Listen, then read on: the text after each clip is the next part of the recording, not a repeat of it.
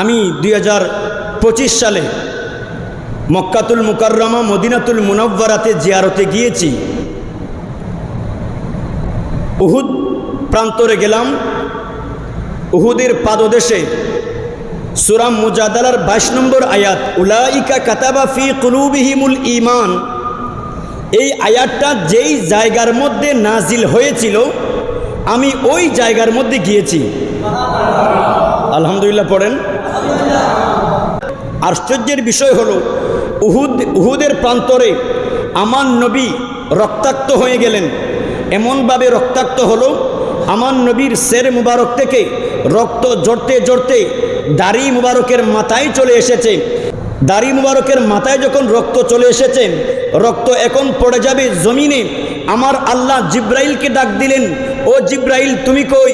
জিব্রাইল বললেন, মাওলা এলাহি আমি তো এখনো সিদরায়।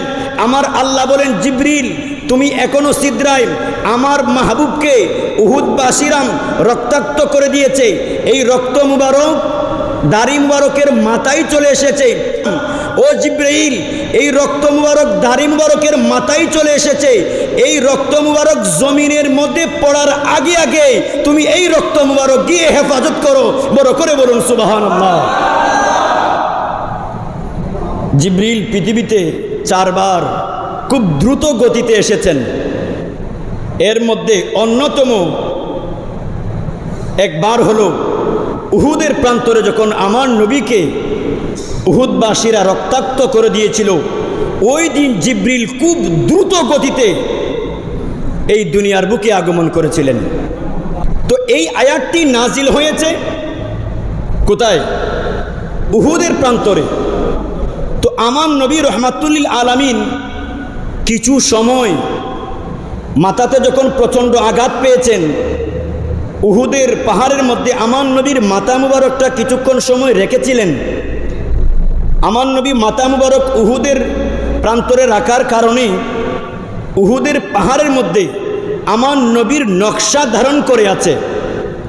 আশ্চর্যের বিষয় হলো, আজ থেকে প্রায় 1500 বছর আগে, 1400 বছর 1450 বছর আগে আমার নবী এই জায়গার মধ্যে কিছুক্ষণ সময় অবস্থান নিয়েছিলেন।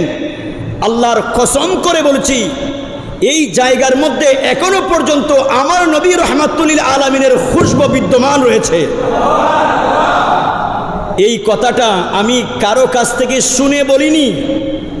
এই কথাটা আমি কারো কোনো কিতাবের মধ্যে লিখিত হিসাবে বলিনি। আমি খুদ সেই জায়গার মধ্যে গিয়েছি। এখনো পর্যন্ত আমার নবী যে 1400 বছর আগে উহুদের প্রান্তরে কিছু সময় অবস্থান করেছিলেন, সেই অবস্থানের সুঘ্রাণ এখনো পর্যন্ত বিদ্যমান রয়েছে। বড় করে বলুন সুবহানাল্লাহ।